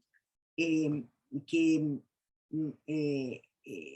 generalmente la medida es la intolerancia a la frustración, ¿no? Esta es una medida que hay protocolos y test pero no hay protocolos sobre la tolerancia al conflicto. Es decir, en el sentido de que hay personas que viven funcionalmente, pero espectacularmente bien, con un grado de conflicto personal, familiar, espectacular. Y otras al mínimo conflicto ya se dan de baja, ¿no? Entonces esto, hoy estoy muy contenta al mismo tiempo aquí en España. En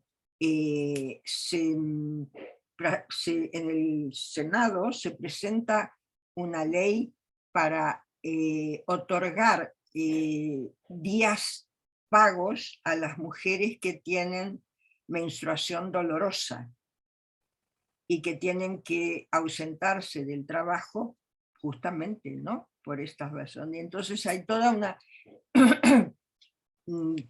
perspectiva a que realmente se apruebe y se pague. Es decir, que la seguridad social, o sea, el Estado, se va a hacer cargo de pagar por estos días, efectivamente, por el sufrimiento. Entonces, porque el tema de la tolerancia al sufrimiento empieza por ahí. La tolerancia al sufrimiento físico de la menstruación, que, bueno, ¿qué me cuentan de esto, no?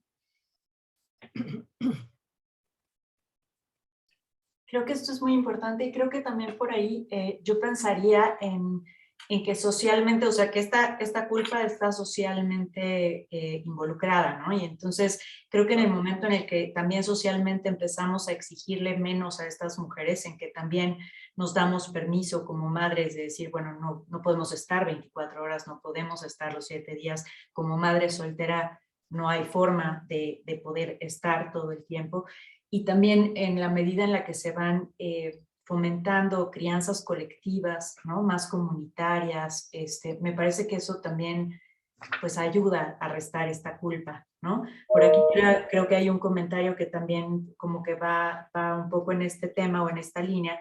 Dice, en el psicoanálisis contemporáneo hay líneas que le restan ese peso ineludible a la madre, que reconocen un papel distinto al tradicional de padre y que construye, en torno a la función, las funciones de maternaje, de continente, de transformación psíquica, etcétera, que van más allá de las concepciones clásicas de género, ¿no? Y me parece que sí, que ciertamente también nosotros como analistas podemos participar también en este restarle a la culpa, ¿no? Por ahí mencionabas, Emilce, esta parte de la sexualidad y el género, ¿no? Y recordaba algo que escribe Jessica Benjamin en el sentido de que la sexualidad de las mujeres muchas veces está totalmente desligada de su desarrollo, o el ejercicio más bien de la sexualidad está desligado, porque no hay una construcción de deseo, no hay como una permisividad para que la mujer construya un deseo como sujeto, ¿no? ¿Tú qué piensas de esto?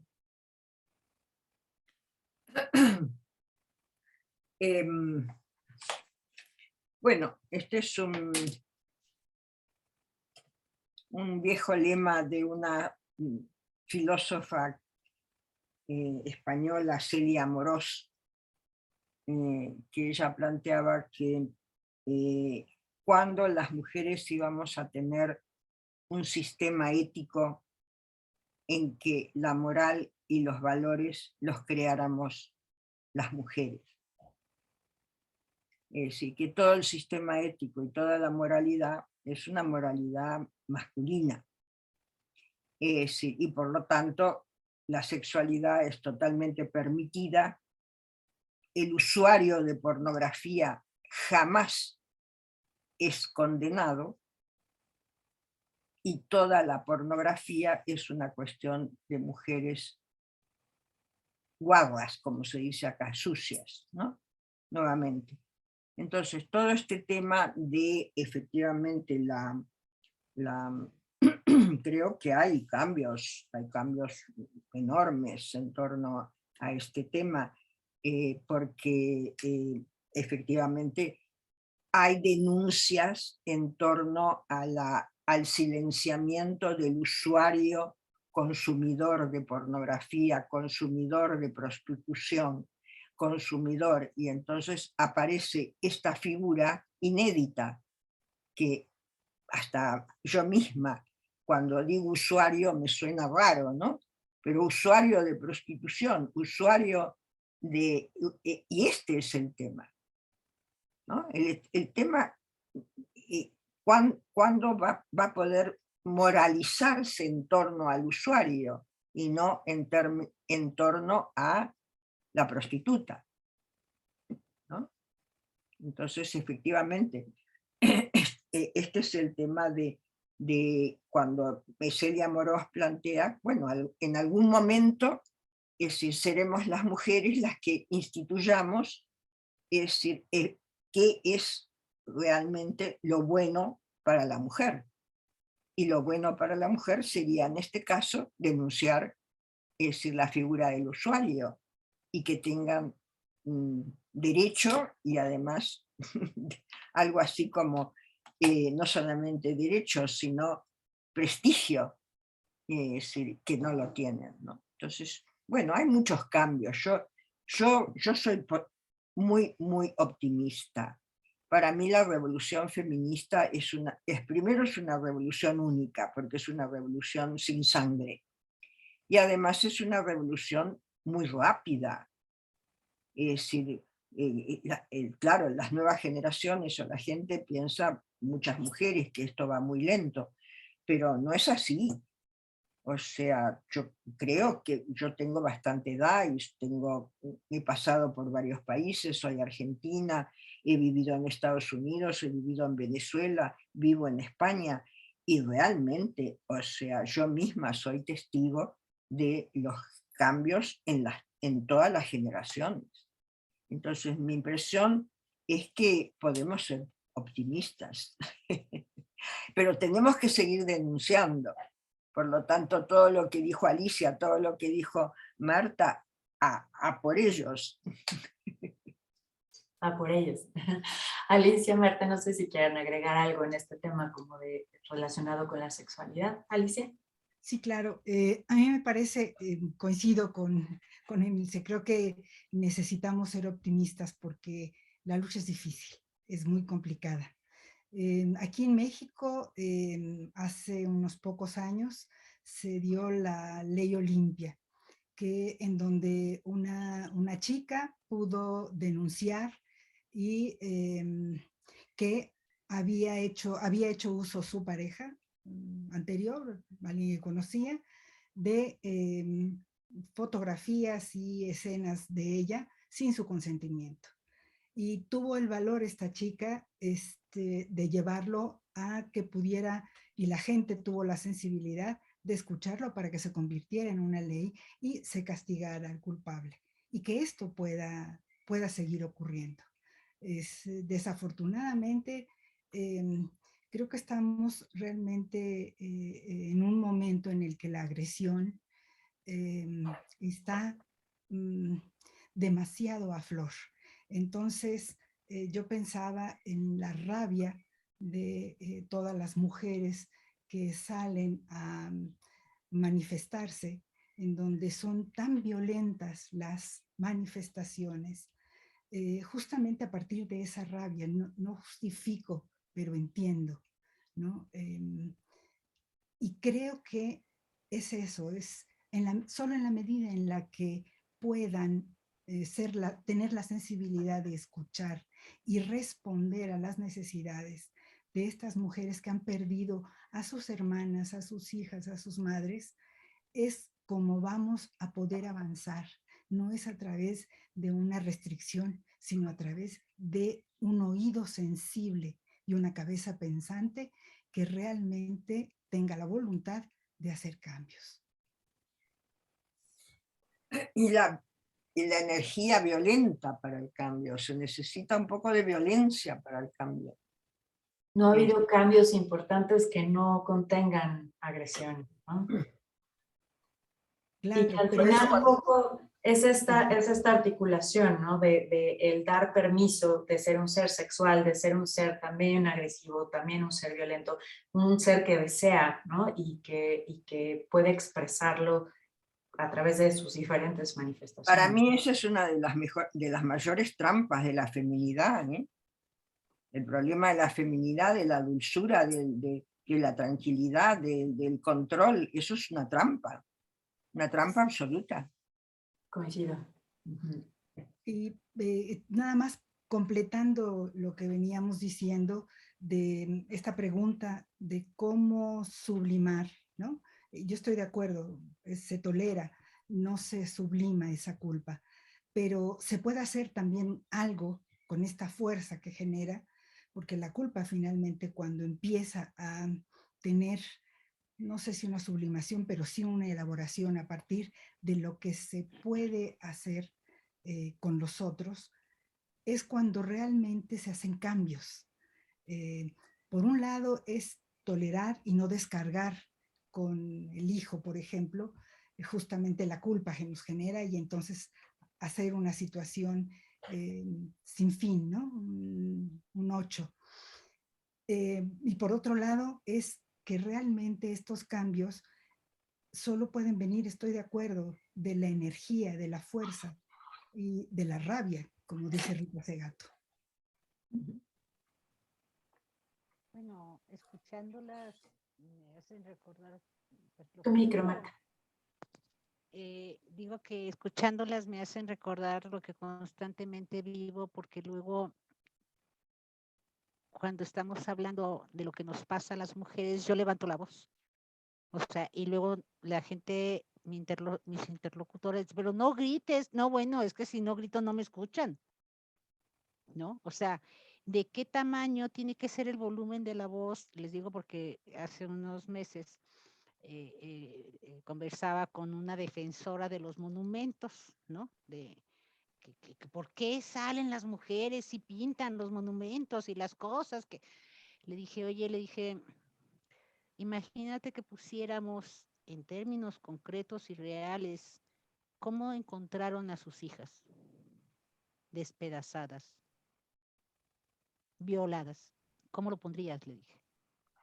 Para mí que se desaparezcan todos los monumentos, ¿eh? A lo mejor así ya no se escucha el Estado, ¿no? Porque andan cuidando las piedras y las construcciones, pero no cuidan las vidas de mujeres, ¿no? Pues esta rabia, esta ira, este dolor, ¿no? De todos los feminicidios, que destruye a la familia, porque deja hijos, deja hermanos, deja padres, o sea, no es nada más el asesinato de la mujer. O sea, mata y destruye toda una construcción familiar y social, ¿no? O sea, y todavía salen a defender los monumentos, por el amor de Dios. ¿Por qué no salen a defender a esas mujeres? ¿No? O sea, eso sí, a propósito de esto que dice Milce, que dice Alicia, por lo menos a mí sí me enoja y me enoja mucho, ¿sí? Y me dan ganas de desbaratarlos, ¿sí? Y si mi enojo sirve para mover cosas, pues me seguiré enojando, ¿sí? Y no justificaré mi enojo. O sea, ¿cómo es posible que salgan a defender piedras y no vidas?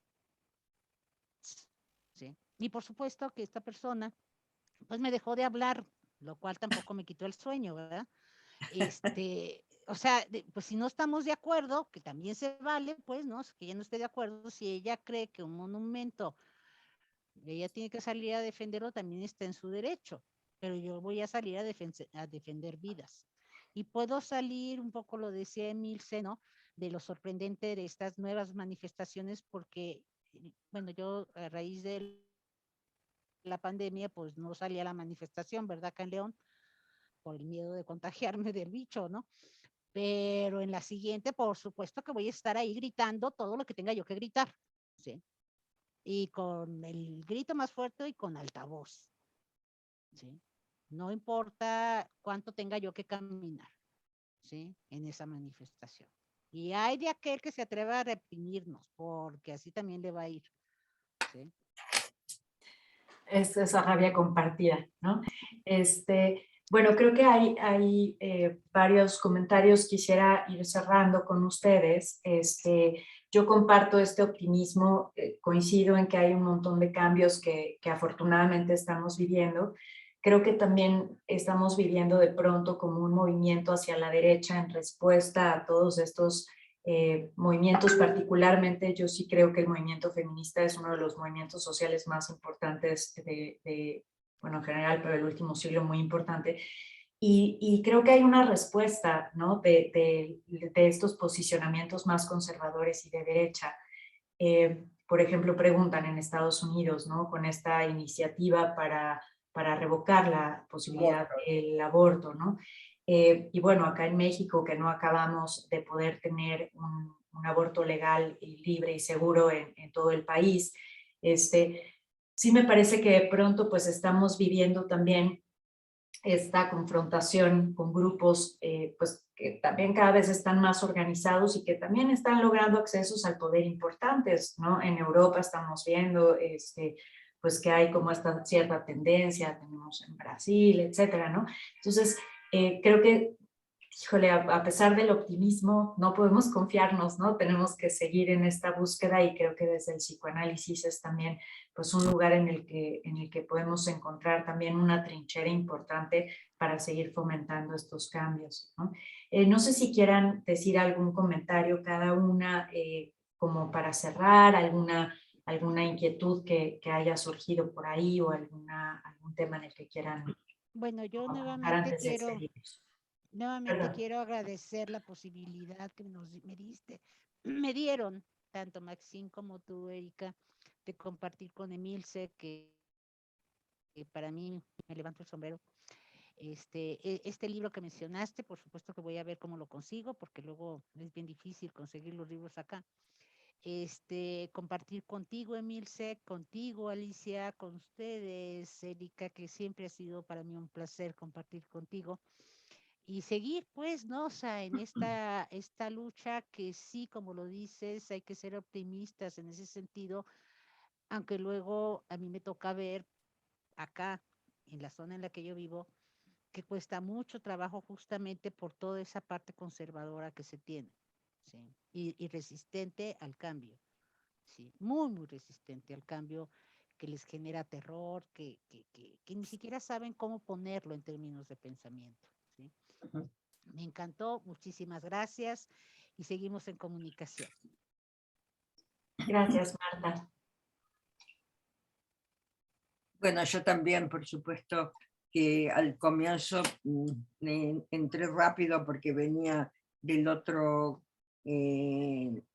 Zoom, pero quiero fundamentalmente agradecer, ¿no?, a la Asociación Mexicana esta de Psicoterapia Analítica de Grupo, que yo no había tenido ningún contacto previo con ninguna de vosotras, y entonces les agradezco que me hayan invitado.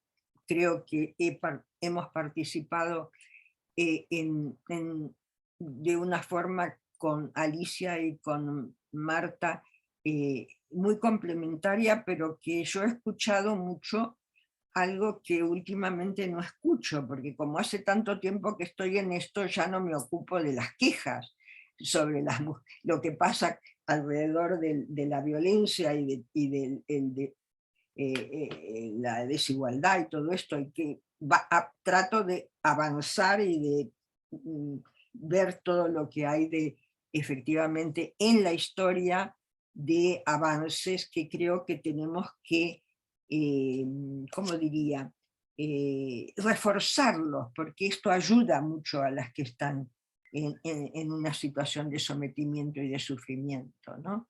Es decir, y bueno, simplemente esto, y muchas gracias, Erika, y un placer conocerte, Alicia y Marta. Gracias, igualmente. Muchas gracias, Emilce. Creo que eres un referente para muchas de nosotras. Agradecemos muchísimo todo el trabajo que has hecho. Creo que es muy importante para nosotras que te hemos leído, ¿no?, y que hemos escuchado en otros espacios. El que el día de hoy estés con nosotros ha sido todo un honor y un placer. Te agradecemos mucho. Alicia. Muchas gracias. Sí, bueno, yo igualmente creo que es esperanzador también el saber que cada una desde su trinchera y desde sus posibilidades, pero que seguimos trabajando sobre algo y seguimos sorprendiéndonos y sintiendo sensiblemente todo esto que vemos en la clínica, en la vida cotidiana, y agradecer nuevamente a Erika, a Maxine, a Ampaj en general, el poder estar este día con Emilce y con Marta.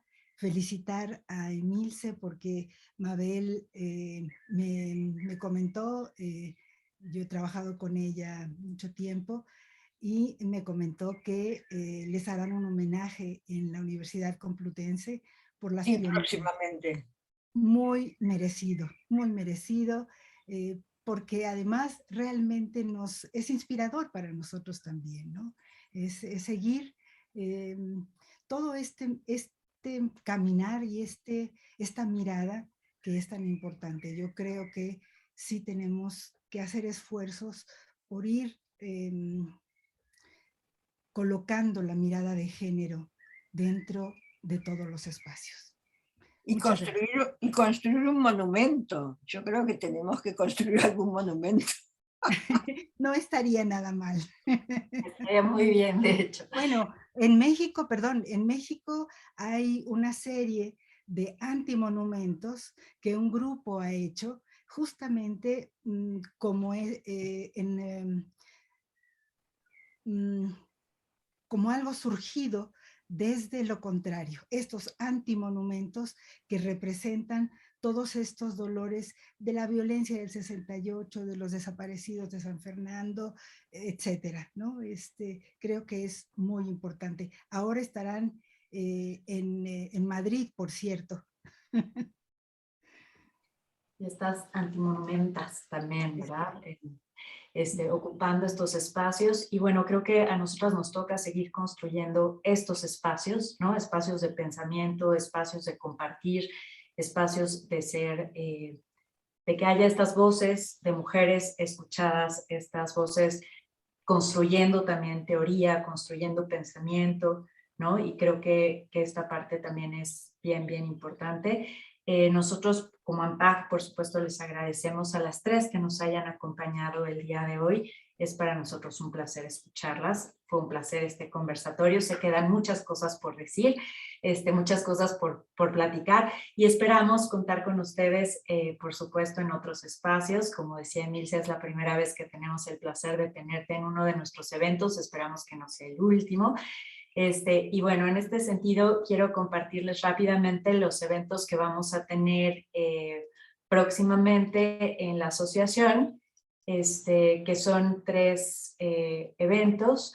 Uno es un curso que se llama Winnicott Contemporáneo, que dará Ricardo Velasco. El otro es Psicodrama en línea, que estará impartiendo Yuyo Bello.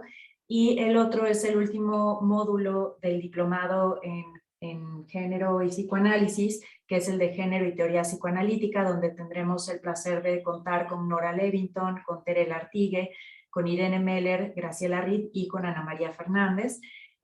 Ojalá por ahí podamos contar con su presencia. Y no nos queda más que agradecerles el que estén con nosotros, invitarles a participar en el próximo congreso, Nuevas Narrativas Psicoanalíticas, que tendrá lugar el 24 de noviembre, un congreso virtual en el que esperamos tener el honor de escucharlas nuevamente a las 3. Y por último, ponernos a sus órdenes en AMPAC, en nuestras redes y en nuestros medios de contacto, para todos quienes puedan estar interesados. Muchísimas gracias y con esto cerramos. Les agradecemos mucho nuevamente y les mandamos un abrazote. Hasta León, hasta España y por aquí en la Ciudad de México más cerquita. Muchas gracias. Gracias, gracias. Hasta luego. Hasta luego.